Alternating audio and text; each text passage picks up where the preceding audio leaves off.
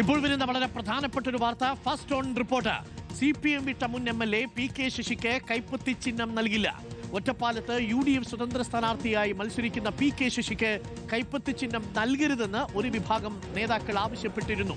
പ്രശ്നം പരിഹരിക്കാൻ കോൺഗ്രസിൽ അംഗത്വമെടുക്കണമെന്ന ആവശ്യം PK ശശിയും തള്ളിയതോടെയാണ് ചിഹ്നം നൽകേണ്ടതില്ല എന്ന തീരുമാനം വന്നിരിക്കുന്നത്. പ്രേക്ഷകർക്ക് കാണാം.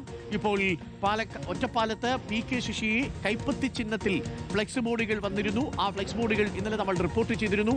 റിപ്പോർട്ടർ വാർത്ത പുറത്തു വന്നതിന് ശേഷമാണ് ചില കോൺഗ്രസ് നേതാക്കൾ PK ശശിക്ക് കൈപ്പത്തി ചിഹ്നം നൽകേണ്ടതില്ല എന്നൊരു തീരുമാനമെടുത്തത്. ആ തീരുമാനം PK ശശി അറിയിച്ചു. കൈപ്പത്തി ചിഹ്നം വേണമെങ്കിൽ പാർട്ടി അംഗത്വം എടുക്കണം. പക്ഷേ PK ശശി അതിനും തയ്യാറല്ലാതിരുന്ന സാഹചര്യത്തിലാണ് കൈപ്പത്തി ചിഹ്നം നൽകേണ്ടതില്ല എന്ന തീരുമാനം. ഇക്ബാൽ അറക്കലുണ്ട് കൂടുതൽ വിവരങ്ങളുമായി. ഇക്ബാൽ അറക്കൽ, ചില നേതാക്കളൊക്കെ സംശയം പ്രകടിപ്പിച്ചു. നമ്മൾ ഇന്നലെ കള്ളം പറയുകയാണോ, PK ശശിക്ക് കൈപ്പത്തി ചിഹ്നം കൊടുക്കാൻ പറ്റില്ലല്ലോ എന്ന്. പക്ഷേ പാലക്കാട് മണ്ഡലത്തിൽ PK ശശിക്ക് കൈപ്പത്തി ചിഹ്നത്തിലുള്ള ചില പോസ്റ്ററുകൾ ഒറ്റപ്പാലത്ത് പ്രത്യക്ഷപ്പെട്ടിരുന്നു എന്നാണ് മനസ്സിലാക്കുന്നത്. തയ്യാറാക്കിയിരുന്നു കൈപ്പത്തി ചിഹ്നത്തിലുള്ള PK ശശിയുടെ സോഷ്യൽ മീഡിയ പോസ്റ്റുകളും. അതെല്ലാം നമ്മളിപ്പോൾ പുറത്തുവിടുകയാണ്. ആ ദൃശ്യങ്ങളാണ് പ്രേക്ഷകർ കാണുന്നത്. പോസ്റ്ററുകൾ അച്ചടിച്ചു തുടങ്ങി. അതിനുശേഷമാണോ കോൺഗ്രസിന്റെ തീരുമാനം? എന്താണ് പെട്ടെന്ന് കോൺഗ്രസ് ഇങ്ങനെ PK ശശിക്ക് കൈ കൊടുക്കേണ്ടതില്ല എന്ന് തീരുമാനിക്കാനുള്ള കാരണം? ഇക്ബാൽ അറക്കൽ. Arunkumar, good morning. തീർച്ചയായും പോസ്റ്ററുകൾ അച്ചടിച്ചിരുന്നു. അത് ചിലയിടത്ത് പതിപ്പിക്കുകയും ചെയ്തിരുന്നു. ഫ്ലക്സ് ബോർഡുകൾ ഉൾപ്പെടെ നിർമ്മിക്കുന്നതിനിടയിലാണ് ഇന്നലെ പെട്ടെന്ന് ഒരു തർക്കം കോൺഗ്രസിനകത്ത് ഉണ്ടാവുകയും ചെയ്തത്. PK ശശിയുടെയും ഈ DMF, അതായത് മാർക്സിസ്റ്റ് ഡെമോക്രാറ്റിക് ഫെഡറേഷനെയും ഒരു തീരുമാനം ആദ്യഘട്ടത്തിൽ ഉണ്ടായിരുന്നത് ഒറ്റപ്പാലം പിടിക്കണമെങ്കിൽ രണ്ട് കാര്യങ്ങൾ നോക്കണമെന്നുള്ളതായിരുന്നു. അത് കോൺഗ്രസിൽ നിന്ന് വോട്ട് ചോരാൻ പാടില്ല, മറ്റൊന്ന് CPM അസംതൃപ്തരുടെ വോട്ട് കിട്ടണം. അതിനുവേണ്ടിയാണ് സ്വതന്ത്രനായി നിന്നുകൊണ്ട് കൈപ്പത്തി ചിഹ്നത്തിൽ മത്സരിക്കാമെന്നുള്ളൊരു തീരുമാനം PK ശശിയും അതുപോലെ ഈ മാർക്സിസ്റ്റ് ജനാധിപത്യ കൂട്ടായ്മയും കോൺഗ്രസും എല്ലാവരും കൂടി ചേർന്ന് തീരുമാനിക്കുന്നത്. അങ്ങനെ ഇന്നലെ ഈ കൈപ്പത്തി ചിഹ്നത്തിൽ പോസ്റ്ററുകൾ അടിക്കാൻ വേണ്ടി ആദ്യ രീതിയിൽ PK ശശിക്ക് നിർദ്ദേശം ലഭിക്കുകയും ചെയ്തു. ഈ പോസ്റ്ററുകൾ അടിച്ചു തുടങ്ങുന്നതിനിടയിൽ വാർത്ത വരുന്നു. പക്ഷേ പെട്ടെന്ന് തന്നെ കോൺഗ്രസിനകത്തെ ഒറ്റപ്പാലത്തെ ഒരു വിഭാഗം ഇത്തരത്തിൽ കോൺഗ്രസിലില്ലാത്ത ആൾക്കൊന്നും കോൺഗ്രസിന്റെ തെരഞ്ഞെടുപ്പ് ചിഹ്നം നൽകാൻ പാടില്ല എന്ന് പറഞ്ഞുകൊണ്ട് നേതൃത്വത്തെ സമീപിക്കുകയായിരുന്നു. പിന്നീട് നേതൃത്വം പെട്ടെന്ന് തന്നെ ഈ വിഷയത്തിൽ ഇടപെടുന്നു.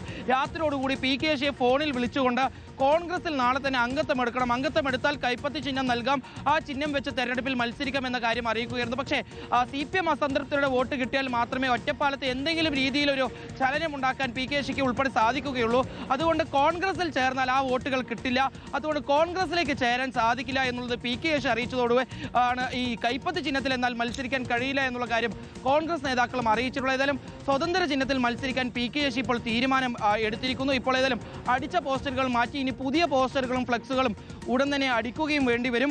ഇന്ന് PK ശശി 11 മണിയോടുകൂടി അല്ലെങ്കിൽ 11:30 മണിയോടുകൂടി ഒറ്റപ്പാലത്ത് വെച്ച് നാമനിർദ്ദേശ പത്രിക സമർപ്പിക്കാൻ നിൽക്കുകയായിരുന്നു. രാവിലെ തന്നെ ഈ കൈപ്പത്തി ചിഹ്നവുമായി ബന്ധപ്പെട്ടുള്ള അനുമതി കത്ത് വാങ്ങാൻ നിൽക്കുന്നതിനിടയിലാണ് ഇപ്പോൾ ഇത്തരത്തിലൊരു തീരുമാനം വന്നിരിക്കുന്നത്. ഇനി എന്തായാലും സ്വതന്ത്ര ചിഹ്നം ഒരു 3-4 ചിഹ്നം PK ശശിക്ക് ആവശ്യപ്പെടാം. അതിലൊരു ചിഹ്നം തെരഞ്ഞെടുപ്പ് കമ്മീഷൻ അനുവദിക്കും.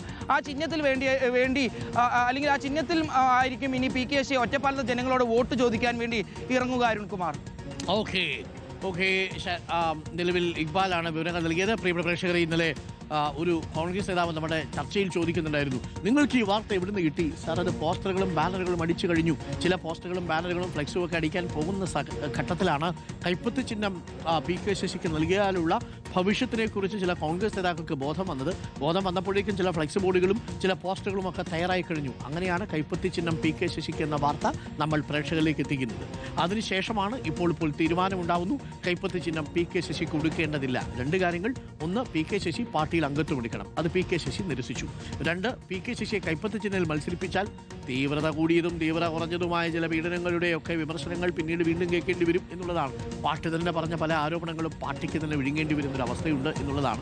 അത് ഇവിടെ മാത്രമല്ല, എല്ലാ പാർട്ടികളിലും അത് സംഭവിക്കും. പാർട്ടി വിട്ടുവരുന്നവരെ സ്വീകരിക്കുന്ന സമയത്ത് ഒരു ഉപാധിയോടുകൂടിയാണ്. അത് അപ്പുറത്തെ പാർട്ടിയിൽ നിന്നപ്പോൾ ഉയർത്തിയ രാഷ്ട്രീയാരോപണങ്ങളല്ലേ എന്നുള്ളതാണ്. ഈ രാഷ്ട്രീയാരോപണങ്ങളാണല്ലോ വലിയ വിശ്വാസ്യതയുണ്ടെന്ന് പറഞ്ഞ് കുറച്ച് നാളുകളായിട്ട് ആളുകൾ തള്ളിമറിച്ചുകൊണ്ടിരുന്നത് എന്ന് ആലോചിക്കുമ്പോഴാണ് ആരാ വിഡ്ഢികൾ, നമ്മൾ വിഡ്ഢികൾ എന്ന മട്ടിലേക്ക് കാര്യങ്ങൾ പോകും.